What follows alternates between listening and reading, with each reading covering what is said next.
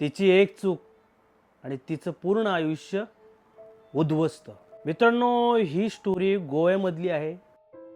ही घटना साधारण 2010-11च्या दरम्यानची असेल.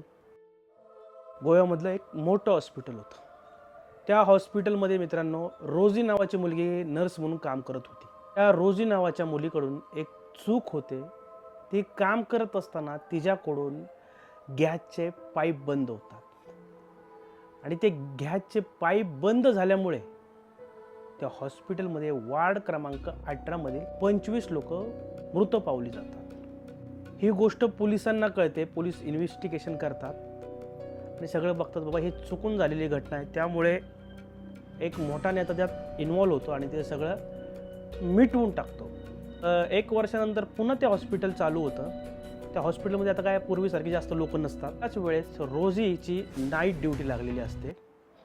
ह्या नाईट ड्युटी असताना मित्रांनो, रोजीला वार्ड क्रमांक 18 मधून काही आवाज ऐकू येत असतात. पण तिला कळतं की बाबा हे वार्ड क्रमांक 18 तर आपण बंद करून टाकले, पण हा आवाज कसले? ते लहान मुलांचे रडलेले आवाज असतात मित्रांनो. आणि त्यावेळेस त्या हॉस्पिटलमध्ये, पूर्ण हॉस्पिटलमध्ये कोणताही पेशंट हा लहान मुलगा नसतो. सगळे जे असतात, जे आहेत ते 4-5 जण ॲडल्ट असतात. त्यामुळे लहान मुलांचा आवाज येणं शक्य नाही. कारण की हॉस्पिटलमध्ये 2-3 लोक कामाला असतात किंवा नाईट शिफ्टला.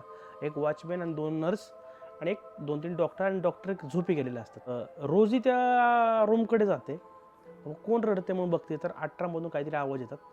ती समोर चालते आणि अचानक थांबते, साईडला बघते. मग ती वार्ड क्रमांक 18चा दरवाजा उघडते आणि आत शिरते आणि दरवाजा बंद होतो. दुसऱ्या दिवशी सगळीकडं बडबड चालू होती, बाबा रोजी दिसेना, रोजी होते का रात्री वगैरे वगैरे. तर दुसरा तो कंपाऊंडर म्हणतो, रोजी मॅडम तर काल कामावर आल्या होत्या का? नंतर मध्यरात्रीनंतर ते अचानक कुठंच दिसल्या नाही आणि बाहेर चौकशी करतात, ते इकडं तिकडं कुठेच दिसत नाही, कारण ते घरी पण गेलेले नसतात. मग ही लोक CCTV चेक करतात आणि CCTVमध्ये मित्रांनो हे दिसतं की रोजी वार्ड क्रमांक 18च्या दिशेने चालत चालली. मित्रांनो, CCTVमध्ये आणखी एक दृश्य दिसतं.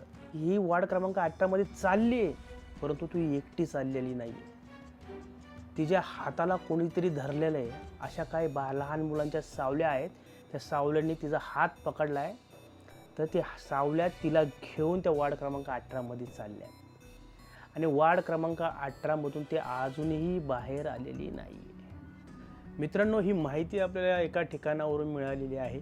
कदाचित खोटी असू शकते, खरी असू शकते. तुम्हाला काय वाटतं आम्हाला खाली कॉमेंट करून नक्की सांगा.